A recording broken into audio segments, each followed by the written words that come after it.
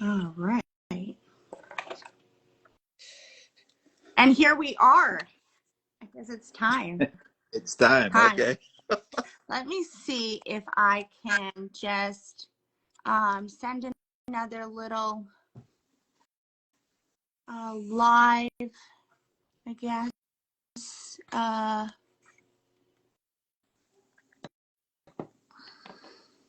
Send a little live suggestion, but I don't know where that is right now.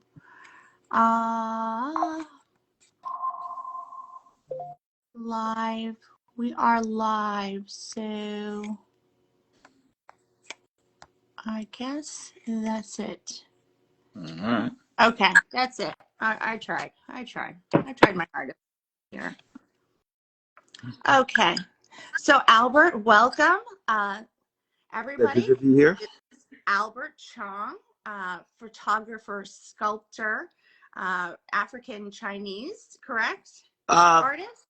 You see, when I use the term African, I was speaking kind of broadly about, Oh, okay. So it's Jamaican. Descent, but I'm not actually, directly from Africa. Got you. So Jamaican Chinese artist Albert Chong, who does amazing work in activism, social causes, and has some beautiful artwork, ancestral and otherwise, that we're going to go over today. Thank you for coming, Albert. I'm Catherine, owner and the business owner at Tree of Life Arts, actually a creator myself, but really appreciating indigenous artwork and what we can do with our art to help society at large, and to promote diversity, unity, and love. All right, Albert. So my first question is going to be about your Thrones for the Ancestors. And if you could give us a little bit about that. I know it was a work that you did quite a while ago, but if you could just give us a little on Thrones for the Ancestors. Well, just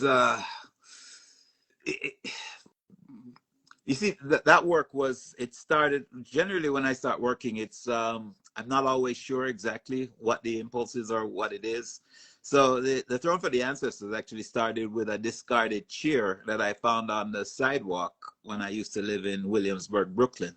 And it was an old wicker chair, and I just dragged it upstairs. And I tend to work intuitively, meaning I gotta shut off the mind to some degree in order to actually to kind of focus on the visual. So it's a chair I just started covering with codfish skins, salted cod, which is something I could get in Brooklyn at the time, and I used to get it from this Korean vegetable grocery shop down the road, Oregon, on Havermeyer Street. Anyway,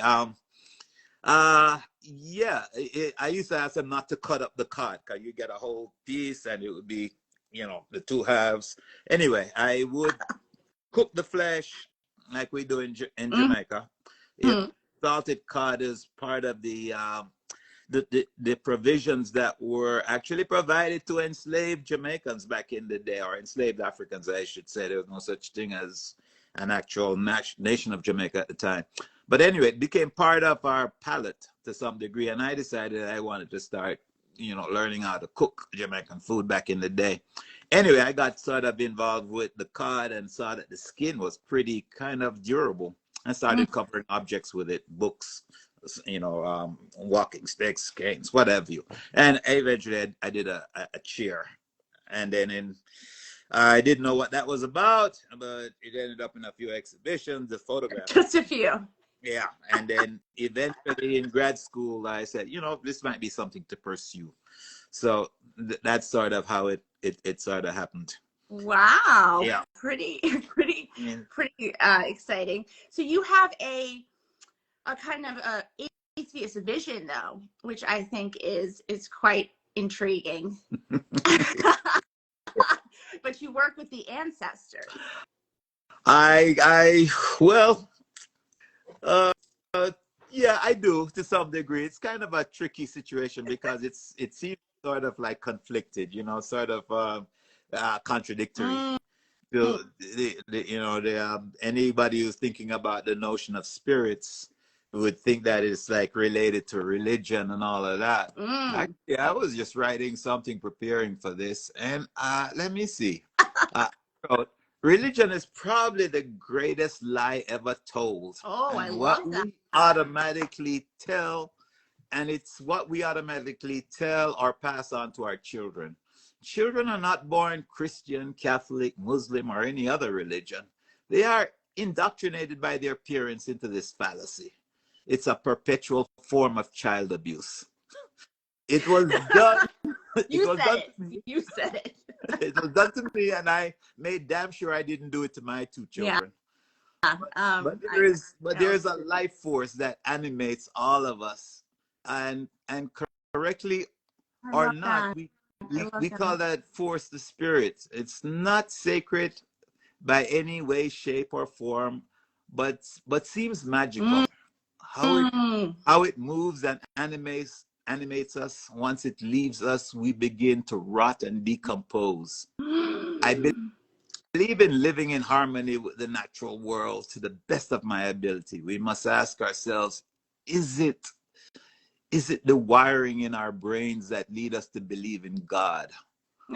Do our fellow animals believe in God? If they don't, then why should we wage countless wars in the name of an unproven belief? Was it worth it? Wow. That was my thinking. I came to terms with religion in the middle of Mass once when I was a teenager. And I kind of got bored, and the priest generally he rattles off this thing, and an hour, and I'm thinking, he's just wanting to go home to go, hang out with his whomever, or watch TV or smoke some weed or what have you. Whatever priests do in Jamaica. Yes, so yes. At that point, I walked. Because they're just human too. Well, definitely. I mean, right? We're all just humans. There is no gods among us except for the notion itself. Right. It's very difficult to kind of embrace this notion of God if you've had a decent education. I think everything about a good education is gonna refute that notion, and I couldn't ignore that. With the education, I'm also a university professor, so I can't reconcile this notion. There have been thousands and thousands and thousands of gods throughout human history, and they've all fallen by the wayside. Many cultures had numerous gods, and they were polytheistic. And then we got narrowed it down to this one monotheistic notion of some great white man in the sky looking down and toying with us. I mean, God can't possibly be real. I always remember what was the great the astronomer who's at the Hayden Planetarium, Neil Dyson. I forget his name. Anyway, he was addressing the topic, and he mentioned how about on one Sunday in Portugal, there was a massive earthquake right around the time when everybody goes to church. Portugal's a very religious place. Yes. And that particular Sunday, everybody was at church, and the death toll was outrageous. The people who survived were those who weren't in church, were the non-believers. So was God sending us a message? I don't know. But anyway, I should leave this alone before the right wing tries to assassinate me. We're in the time of an authoritarian dictatorship. And we should talk about that too. So working with the spirits was working with an energy for you, you're not exactly working with a god. I'm working with a life force. Right. Oh, and you said also you had this spiritual journey during a Ethiopian experience, or how did that? Well, no, I wouldn't say I had any kind of spiritual awakening in Ethiopia. I did make a pilgrimage to Ethiopia back in Oh, wow. 2012. How nice. And, went to Lalibela, which is Mm. this amazing place, which was built in the 12th century by King Lalibela, which meant the honey eater. Oh, And he was trying to recreate a new Jerusalem oh, there. So yes, very yes. remote place. And, Mm. Ethiopia to Jamaicans is sort of like Mecca to Muslims to some degree. Definitely. And especially to Jamaicans of the Rastafarian persuasion, put it Mm. that way. And so I just thought, well, if I'm going to go to Africa, Ethiopia might be a good place to start. But yeah, but no, I can't say I had any kind of deep spiritual awakening there. I mean, It was yeah, beautiful. it was amazing. And I talked to quite a number of monks. There are a lot of, in Lalibela, everybody has got these ancient Bibles and they're praying constantly. They're in like hollowed out Sure. rock. Oh, They're in wow. these, right? It's just crazy, crazy, crazy Wow. kind of place. I mean, it's just incredibly, deeply religious, Yeah. that kind of belief, So I don't want to castigate any of that because to each his own, Right. and I'm about taking the best aspects of it. What I appreciated most about religion is the community aspects of it and the good that it does Definitely. in terms of for the least among us. The tenets of it is nothing to ridicule. I Right. mean, the problems with it though is the blind belief system kind of causes tunnel vision, and it kind of creates a mind that is easily led and kind of indoctrinated to some degree. Definitely. Because if you're able to kind of suspend your intelligence to have this kind of blind belief, then you can easily be indoctrinated and led. And we're seeing that in America right now. I mean, half the country that's that's put us in this kind of a situation. They're doing it based on this kind of what they're calling a kind of radical Christianity. They've hijacked Christianity to some degree Right. and are using it as a weapon against Uh-huh. the rest of them. And this has been done from time immemorial. I mean, and Trump is not a new thing Mm. in terms of humanity. There've always been these kind of demagogues who've tried to lead people and lead us down paths of destruction. And we're presently on one. It's America's time. I mean, every other country has had these sort of historical precedents. Germany definitely had theirs, and those are the best examples to us today So, of that issue. so how do you think art and culture can help this environment? Well, we like to think that art is this amazing thing that can do all that, but not if it's in a white cube. That's true. It's gonna have no effects. I mean, whatsoever. I mean, and I, I can't call myself an activist because I wish I know what activism is, and I hope to be one day, or hope I can be it. But I think I you're try and do very the humble. right thing. I Huh? think you're very, very humble. No, I think I'm trying to be, to be truthful for the most part, the real activists are those who are out there on their lives, putting their bodies and their lives on the line on a regular Mm, basis, fighting for our humanity and for our rights on a regular basis, mm, who are, constantly keeping, the powers that be in line. mm. And, I'm just busy trying to kind of make art, trying to be happy, trying to do the right thing as best I can, and live within my means and within harmony with nature, with the planet With for the art. most. Yeah. Right. But I Totally don't know get that you there. art can actually affect all that, what we're dealing with, because art has been kind of also hijacked, just like Christianity. Mm-hmm. It's been hijacked by the rich, by the elites, and they've actually changed the nature of art It's in terms of, so sad. contested meanings of what art could be or is supposed to be. Mm-hmm. So it has become completely commodified by the powerful and the rich, Mm. and by the institutions. So definitely, definitely. So now that you did do definitely a photo mosaic of Trump. you know, that was a hard one to do because I don't want to reproduce any images of that fool, of that, you know. And unfortunately, there was no other way of dealing with that issue without having to picture him. So the photo mosaic, it's called American I Hitler. know.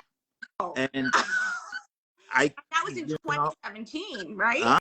And that was it's 2017, his last during his last run, right. the presidency, and here we are again. And this time he's gonna finish what he started, and the ultimate goal is the kind of destruction of democracy, destruction of all we hold, you know, sacred, or yeah. And that piece was done to kind of bring a light to this, to the situation. So it's a mosaic. The images that act as pixels in the mosaic are primarily images of racist events in American history. So there's a lot of cross burnings, there's a lot of Ku Klux Klans, there's a lot of beatings of black and brown peoples. And so it's, yeah, he's pretty much, he's a hardcore racist is what he is ultimately. And so for the country to actually disregard that, you know, what it is the right wing have been kind of, it's a weird kind of thing. It's that whole business I'm talking about with the indoctrination of the mind, Right. because the mind is able to kind of believe in this fallacy. Right. Is really easy to be controlled. Very And easy. so they're seeing him as some messenger of God, regardless of his faults. He's here to kind of lead us to some kind of weird kind of promised land, a promised land of like brutality and authoritarianism and dictatorship and all that. So I mean, I don't know if that's what they want, then what can we say? I'm just kind of have to figure out, you know, how to kind of sever my ties if this continues. Luckily, I have a place to run to. I'm lucky that way. There's got to be options. There's got to be options. I also wanted to bring up the Angela Davis photo mosaic, talking about our hair, Black women, and I'd love for you to say a few things on that. Oh man, because I have something to say. This is a tough one, and I, you know, even when I do talks, I avoid talking about this one. I don't even show it because it's so touchy, it's so sensitive, the nature of this piece. So there was a very brief period in American history of in terms of American Black culture. It was about from I think 1968 maybe to 72. It was when the Afro was like a thing. It was a time of Black Power, you know, Power of the Moon, the time of the Panthers, you know, a time of you know, Black liberation. Go back there, right? And along with this short period of enlightenment of consciousness, what then would have been called, what then today is called woke, right? Was the notion that we don't have to try and look like anybody else, right? We can be happy with the way we were born, with the nature of our hair and the color of our skin, the way we move, everything. We don't have to apologize. We don't have to try and be white. I grew up with the smell of burning hair. Me too. When I was a kid, I you know, there would be women in my yard who had the hot comb and had it in a cold pot. You know, we had these little coal stoves that we cook with using charcoal, and they would put these hot combs in there, and then they would, like, you know, comb their hair, and the smell of that is still with me. And I've always found it to be like incredibly awful that you would torture yourself because you want to look like white people. It's about self-hatred ultimately. And so that piece was about Angela Davis, who epitomized Black beauty, Black love, the love for oneself. And as well, she was this amazing character. She's still around. I mean, Yeah. I've seen her speak a couple times. Last time she spoke I saw her was here in Boulder, and she came to a Boulder theater. Oh, And I remember wonderful. her saying, she just came from the local prison. Some local. Wow. She always visits the penitentiaries in different states because she says the best way to kind of understand a country or a nation and who that country despises and hates is to go to the penitentiaries and the prisons. And it's true. Everywhere you go, we are like a counterpart to Australia in that respect. Oh, Australia actually almost wiped out the Aboriginal peoples. I know. Right? Yes. Who are some of the oldest native peoples on the planet who Yes. actually didn't come from Africa as such. All right? Mm-hmm. And so they went to great lengths to exterminate the native Australians, all right, the indigenous Australians. Yes. And so we did the same thing here, but then that same thing has happened with European expansion and colonialism around the world. Yes. And it usually ended up with the extinction, of an erasure people. Sure. Complete erasure. I think that is, it's the worst part is there's so much you don't know. You had said, this is a great thing to talk about for a second. You had said something so amazing when we spoke before, that you don't know anyone past your grandparents, right? That's true. Yeah. And that's the case with most of us who've come out of the slavery and the colonial experience. Our ties, our cultural, linguistic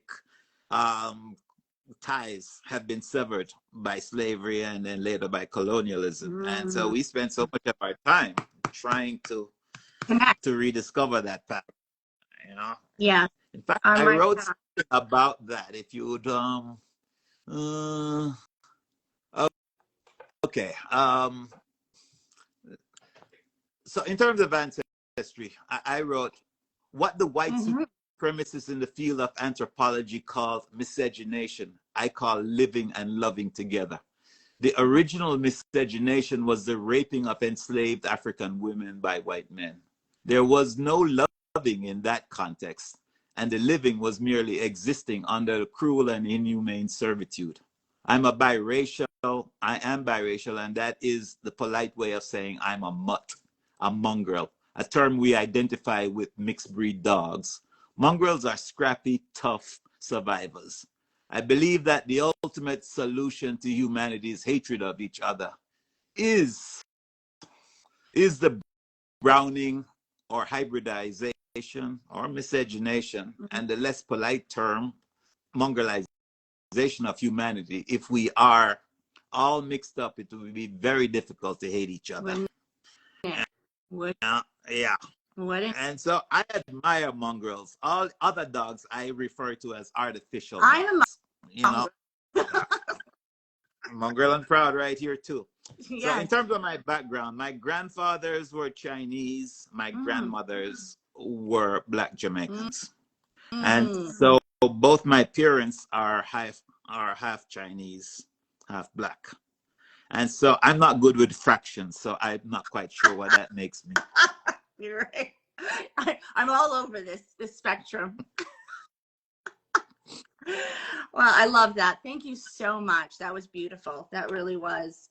I wanted to also point out that so because of your aligning with the Rastafarian movement a bit, you do have a lot of natural photography, and also your yin and yang sculpture.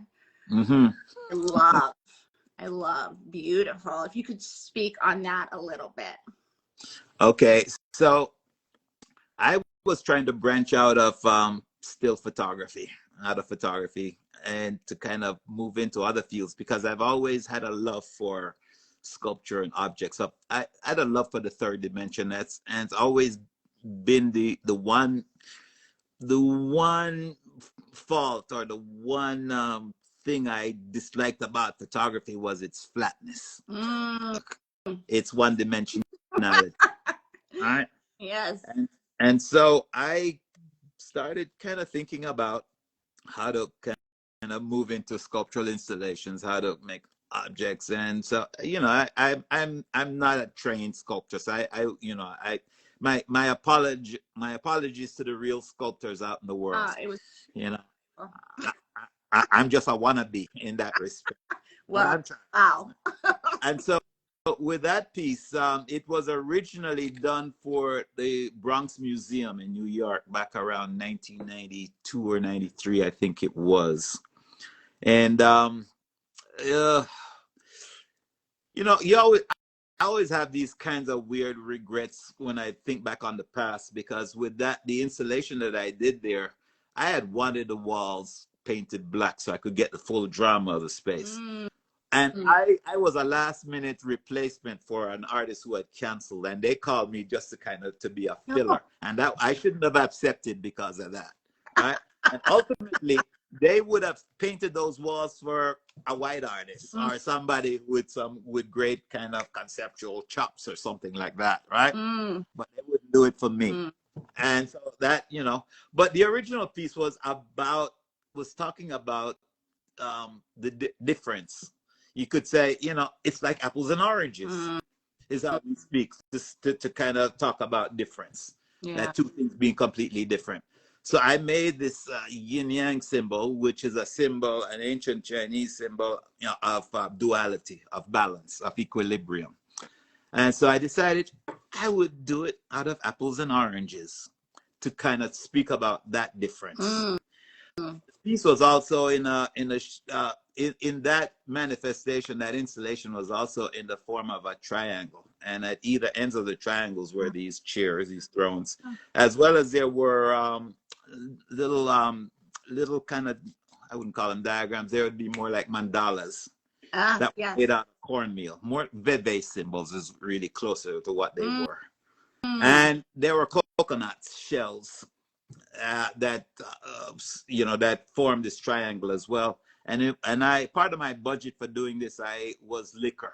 So I bought a lot of rum to pour into that, and so that it would diffuse and evaporate into the museum itself through the vents. And it actually did happen. The museum smelled of rum.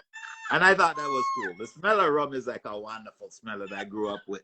You know, in Jamaica, white rum seems to be like a cure for everything. You know, it's definitely so with my father. But I always joke, you know, if you have a rash and you don't know what causes it, apply some white rum. You know, scorpion stings you, apply some white rum. Dog bite you, use white rum.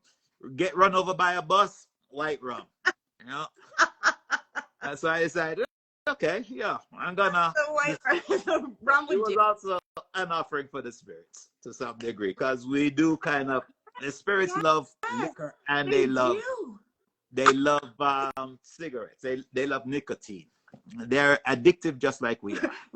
Well, that sums up my grandfather right there. Completely. And speaking of diversity in art, how do you think that's going to pan out for the future? Do you think we are going to get better at this, or what are your thoughts? Not in the next 4 years. Well, that's just general diversity. I shouldn't be the one to talk about diversity in art, because I'm not in a good headspace to talk about diversity in art at this point. I just received a rejection notice for a book I was trying to get published. And, you know, needless to say, I've had many rejections before. You know, this one is no different, you know. But I think of what that means in terms of rejections of, like, for people like me, and what we have to contribute. I guess I had this picture of going into a large room that is a library that has a huge, like a wall of books. And you're looking at these books, and you're seeing all the names and the titles on the spines of the books, right? And if we're thinking about art, there'll be all the great names in this library on the spines of these books. But I won't be there, because the one one book I had published was back in '93, and it was a really slim little book. And you weren't able to kind of get my name on that spine. Now I'm in a ton of other books, Mhm. but those books are primarily, compilations, or you might say guest appearances as such. All right. I shouldn't be talking about this publicly. Oh, don't worry. I really shouldn't. But So said you are such a good artist. It's well, the publishers don't think so. they don't know talk about them. The publishers don't think that way. They All right. don't, but they. And the first time I tried to get a book published, it was with a major photography book publisher based in New York, and I won't call any names at this point. And when I went in to see them, they flatly said, you're ahead of the game. I'm not gonna name the name of the person I met with, who I know, whose name I remember quite well. But at that time, they said, sorry, our audience is white. You're black. They're not. Our audience is not interested in your. Is not going to be interested in your work, and that was the end of that. And then I headed back to, I was in New York, and then getting back to Colorado, I got a phone call from a photo organization in San Francisco, and they were founded by Ansel Adams, the photographer, the landscape photographer, and they're called the Friends of Photography. They're now a defunct organization. They went out of business. Right. But the publisher, his name was Michael Reed. He called me and he said, "I've been looking through works and whatnot. I'm interested in your work. I can't find a monograph. Do you have a published monograph or book on your work?" And I said, "No." And he said, "Would you be interested in having one?" And I said, "Let me think about that." And go, "Yes, definitely." And so from, that whole adage about when one door is closed, another is open. Well, that happened then. But since then, the door has been closed. And, and I've been trying and whatnot. But, it's so, I might not be in the best of headspace to talk about diversity, because right now I'm not seeing a hell of a lot of diversity. I actually took my class yesterday through looking through the artists on that site, looking for diversity and all of that. And it was pitiful for the most part. And what was even more pitiful was the nature of the works of a lot of these photographers in the books. Yeah. A lot of fuzzy pictures of bushes and trees and stuff that has no connection to anything, and that we're supposed to bring our own kind of meaning to bear on something that essentially has no meaning. And so, like I said, I'm not in a good space to really talk about the issue. Thank you so much. Thank you so much. I'd love to touch on, we're about 30 minutes in, so I'd love to touch on your new work and what you're working on, the copper installation, copper mats that you do, and what's in the future for you.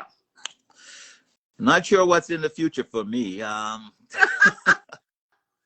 Because more than once or twice a day, I sometimes think of walking away from this whole thing, this art business. But I'm still here. It's not something I can ever stop doing, because I've been doing it for so long, and it's something I deeply enjoy. It's actually it's the nature of creating something from almost nothing. How do you take a notion and turn it into a graven image? Is actually the thought. Well, with the new works, I'm calling illuminations, and they are small works. I've moved away from large works because I can't store them anymore. I can't afford to make them anymore, and nobody buys them. Put it that way, right? But these news works are kind of small. They're 11 by 14 inches in size, and they are images on copper plates. Ultimately small. They're smaller though, in terms of the images. So I'm using copper plates, and I'm doing transfers onto these copper plates. And then I am matting these images with mat boards that are wrapped with copper sheets, and then inscribing into these sheets. The sheets are very soft, so I can draw into it or I can write into it. So I've been kind of writing, And the hardest part about it is to not get political when I'm writing. Because I find myself kind of talking about our present situation in this country, you know, and You get it. Yeah. it's really hard to kind of put pen to copper. I'm sure. I'm not. How did Yeah. copper come up? Well, the copper I started. It's actually happened in grad school. I was in when I was in grad school in UC San Diego. As a fellow grad student who I got, we all shared this massive space and we all had cubicles, right? I provided the music for the space much of the time because we had no roofs, we were cubicles. Anyway, one like that. So yes. This one fellow grad student was working with copper.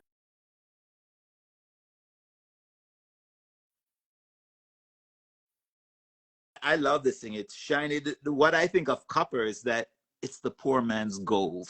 Yes. Right? It's shiny, it's reflective, it's conductive. It's very conductive, yes. You know, especially in terms of energy and electricity and heat and all of that. So anyway, I had this piece of copper and I was writing onto something and on a piece of paper and not aware that the copper was underneath what I was writing on. And next thing you know, there was this, what I was writing got imprinted into the copper and I was pissed off. I go, damn, I ruined that thing. And I go, that's a real. Yeah. And then my light bulb went off and I go, you can write into this stuff. That might be telling me something. And that's sort of how that happened. And I love that. Wow. Yeah. Wow. So, yeah, copper is pretty spiritual. A lot of people use it to make jewelry, spiritual. It's coming back in the spiritual world. So I really think that's an excellent thing. So anyway. Yeah, so it allows me to extend the meaning outside of the frame, outside of the photograph itself. And for me to kind of add my own commentary, sometimes on the image, sometimes not even related to the image. Right.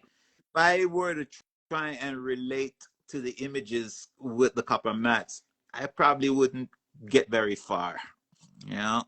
So it's sometimes, you know, it's sometimes, what do they call that thing? It's a psychological thing. It's oh, I can't remember the term now. I'll just move on from it. I can't remember it, but it's more about a kind of spontaneity. Okay. Okay. It's a psychological term, but I can't come up with it. But anyway, so yeah, I end up putting in symbols. I'm including a lot of text and poetry from my old journals. I love that. Sometimes I'll just write poetry on the spot for it. You know, if the image kind of moves me, which it generally does. I saw and put some still lifes there too. You saw some what? Still life? Still life. Yes. So still life has been it's been a comfort to me. It's my way of playing. Sometimes I don't know, you know, I might not have people to photograph or a particular, you know, concept in mind. Still life enables me to play without any kind of guilt or pressure from being conceptually smart or any of that. You know, I can't claim to be a conceptual artist or to be smart about it. I'm primarily interested in beauty and the image and in communicating some of these with possibly any kind of audience. I would hope. The inspiration for a lot of these though, initially, it's actually, you know, illuminated manuscripts. Yes. And you know, I always think of these monks. They were generally either rewriting, creating copies of books because the printing press hadn't been developed yet. Right. And so they were constantly making copies of books. And so they would get bored from time to time, you know, writing this text. and they would have fun in the margins, and what we refer to as marginalia today. And they would write, draw little goblins and weird little creatures and stuff that would happen in the margin. And that's what I really loved about the illuminated manuscripts. Not so much the text. Right. Because much of the time they were just doing transcriptions of the Bible. All right. Yes. The first book that was ever published was the Bible, was the Gutenberg Bible, back in the 1400s, I think it was. All right. Yes. And so it's not a direct reference, but it's my inspiration for that to some degree. Yeah. Very nice. Very nice. Okay, so we're going to end the interview. It was wonderful speaking with you. Thank you so much. Okay. We are going. I do want to direct people to the Liberty blog for more on Albert and this interview and his future showings. His future exhibitions are all listed there. I will be updating that today. Albert, your work challenges, educates, and preserves a memory of humanity. And for those who want to engage, please look at excuse me, his upcoming exhibitions to support Albert's work. And thank you again, Albert. You're the best. I really appreciate this. Oh, bless your heart. I don't know that I'm the best, but I want to be. I do want to open any questions. I don't know if we have too many people left, but if you definitely some people. Put up my glasses to read some of this. I'm also working on a comic book based on Zimbabwe storytelling. Who's that? Okay, that's Dotsa. He would lab with us. And there's a few people. Just I don't think there's any excuse me, any questions, but definitely got a few people in here. That's all good. There's a few things I didn't get to, but it's all good. What did you not get to, Albert, please? Well, I put a little kind of bullet point at the one drop rule. Oh, you want to talk about the one drop rule? Because I've been living that rule my whole life. Well, I've always found the one drop rule to be incredibly ridiculous, because it's about white purity. Isn't it? The one drop rule says that one drop of black blood makes you black. All right. Even if you are lily white, supposedly. So, but it doesn't go the other way. Especially in America, right? The racism here is thick. Yeah. White. I mean, if it goes in one direction, it should go in the other direction. So it should say that one drop of white blood should make you white as well. In which respect, with President Obama, we call him a black president, right? But he was just as much a white president because he was half white. He had a white mother and an African father. So, and he's only being called black because he has a black father. So why aren't we calling him white because he has a white mother? So it's about the protection of this notion of white purity, which really pisses me off. When we use that term. Yes. So it's So what else did I have here? I also think the racism, because I was born in Canada, and it's not the same. It's not. Everywhere I know growing up. Well, I know the experience I've had here versus, overseas or in Canada is a total different experience. It is extremely judgmental. It's extremely always, what are you? And it's very, it's strange, really. It's quite strange. Well, a big up, a big shout out to the soon to be 51st state, Canada. if our asshole president has anything to do with it. And big shout out to Greenland as well. It's a mess. The 52nd state. He wants Greenland because there's a ton of minerals there, a lot of gold and the likes Oh, that's been unexplored. It belongs to Denmark, as and the Panama Canal, which is another thing that's up for grabs. Let me give you a quick thing yeah. here. You asked about the spirits and the ancestors. So I wrote this thing real quick. Mm, Every living creature or life form, no matter how minute, is here today because of the survival of their ancestors. A matter of fact statement, but many of us show appreciation for those ancient ancestors by veneration in memory, or by calling their names, or more elaborately, by creating altars or shrines to their memory. Ancestry is the closest thing we have to immortality, and the respect and veneration we express is just a way of thanking them for surviving to produce offspring that enables us to be here today. Ultimately, ancestry is about the lineage or transferal of genes from one generation to the next. We are not but the expression of our genes. The heaven that the Jews, the Muslims, the Christians, are seeking is right here on earth. And mm, the hell that they describe in the most horrific terms is also here on earth.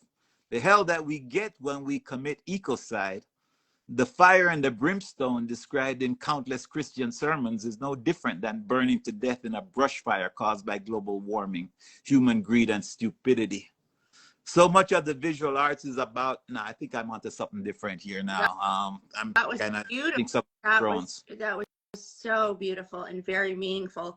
I also have a connection to the ancestors, but I do really, when you say heaven on earth, we could make it so, but we're so busy controlling each other and not producing this free society, that we go against the natural order, and our connection to nature is now just a And shambles. it's tenuous at best. I mean, we consider ourselves the controller of nature, us apart from nature. And we haven't figured out how to be part of it, which is part of our problems, part of our conflicts with everything, and why we are destroying it. Yeah. Everything has limits, and nature will rebound if we leave it Mm, alone. You know, I yes, think definitely. I think of Chernobyl in Ukraine. Used to be part of Russia, Hmm. and that after that that massive nuclear catastrophe, they've bounced back. That place, when left alone, it was complete. It's amazing. It's a ghost town. There's food on the tables where people were eating. They just got up and left.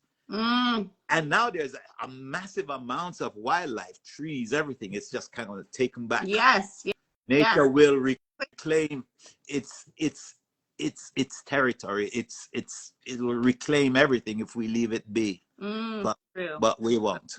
We haven't figured it out. Let me just read one other thing here, which is I started on this part with so much of the visual arts is about symbolic representation. As a descendant of enslaved African and indentured laborers from China, I, just like every person who are the victims of a tragic history of slavery and colonialism, are trying to reconnect with the past before that tragic history that severed us from our ancestry, culture, and language, and most importantly, our freedom in Mm, terms of the severing. My work on the Throne series was my attempt at reconnecting through symbolic signifiers. It was meant to be an offering to the spirits of my ancestors, and in an inadequate attempt to reconnect with a severed lineage. mm. Yeah. And I think we're all trying to reconnect. I really do think we all come to that place where we want to remember. We yeah. really want to remember, and I know that that's why I started this particular business, in order to help us reconnect Mhm. our indigenous roots, to the roots of our ancestors, through art and through culture and through our shared history that we really don't have a connection with or know. So I think it's so important, especially at this time. Yeah. Yeah. And I feel incredibly lucky. I I've been rebuilding my family farm in Jamaica, and Oh, wonderful. it's what keeps me intact, in touch. It's what keeps my Wow. sanity. Is my 2.5 months there each year. Oh, I get to kind of be on the land and to eat fruits straight off the that's trees. beautiful. Yeah, yeah. And there's nothing better, as far as I know. I mean, I regard this, uh, no, it's my heaven. Put it that way. Mm. I mean, Mm. it's just incredibly evil what we've done and what religion has done, that tells us that we have to die to go to heaven when we're actually born into heaven. And Their birthright. yeah, and if we could leave the planet better than we saw it, it would definitely be heaven for all of us. Uh, You know? totally agree. Totally agree. On that note, thank you, Thank Albert. you. Liberty Blog. Albert is our featured artist this month, and all of his exhibitions and future endeavors are written on his blog article. We had so much fun with you, Albert. You say a lot, and it's beautiful, and it truly is, and we need more of you. Oh, thank you. Okay? That's your heart. I'll try and replicate asexual reproduction. If you have to. Or our plants would call it artificial vegetative propagation. But I feel like you know a lot about this. Oh, thank you for coming on, and we enjoyed you so much. All right. Thank you. Bye. Bye. Bye, Albert. I'll talk to you soon. As we say in Jamaica, walk good. Sounds good. Walk good. Bye now. Bye.